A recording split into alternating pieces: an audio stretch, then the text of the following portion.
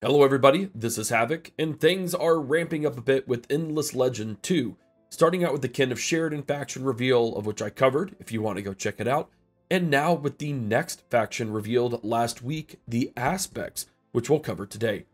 As a heads up, I'm associated with Hooded Horse, publisher of Endless Legend 2. If you'd like to know more about what that means, you can check out the video in the description.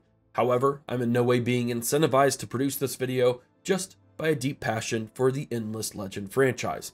With that out of the way, let's take a look at the Aspects, starting with, who are the Aspects?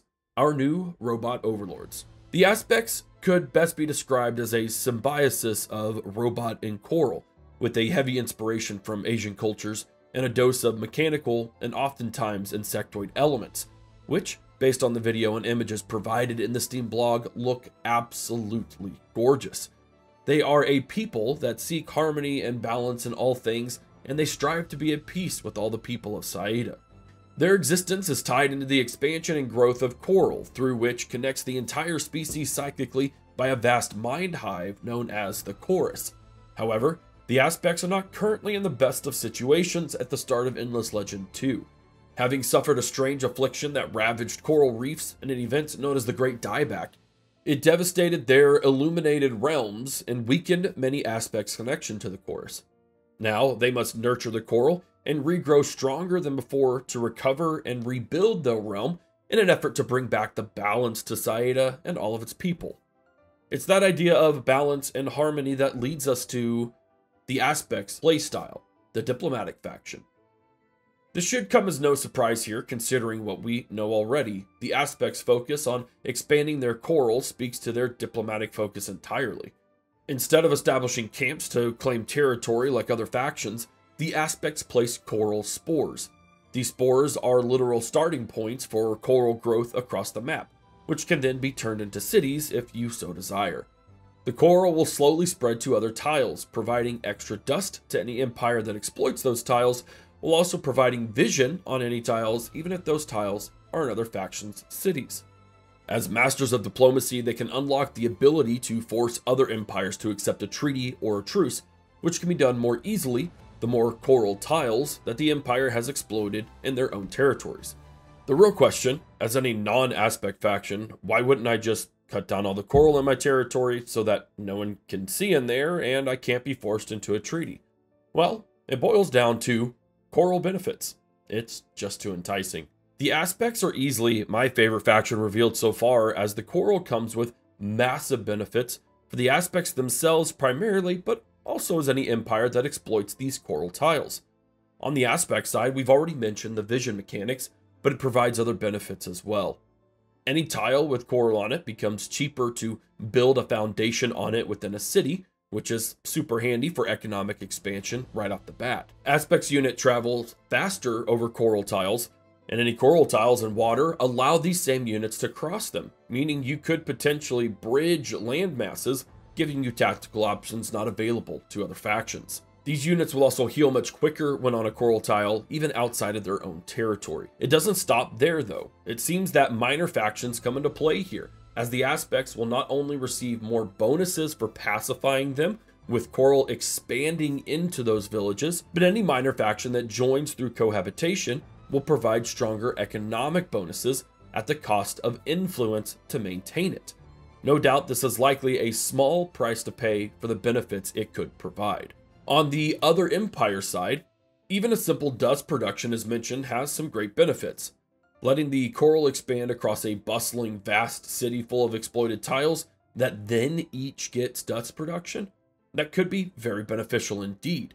And while not explained any further in the blog or the video, hopefully there are more benefits on the way, as dust alone wouldn't quite be enticing enough for a player like myself to just let the Aspects in. So while the Aspects certainly come out on top, there is still a desire and a drive to maintain political savvy and avoid warmongering as the Aspects, which we'll hopefully learn more about on as we approach release, whenever that is. But war is war, and you'll still need armies without a doubt. So let's take a look at the Aspects army. Teamwork makes the dream work. The Aspects military tactics heavily lean on cooperation. No surprise there, with units working together to amplify their effects. Their armies have a variety of units, not unlike the kin.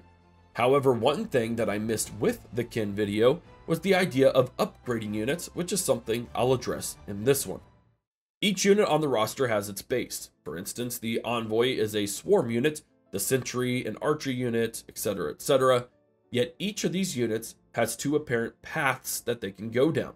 The Envoy has the Scraper, which is more skilled at defending and weakening enemies than their base unit, with the Emissaries providing a support role to help armies move more quickly across the map.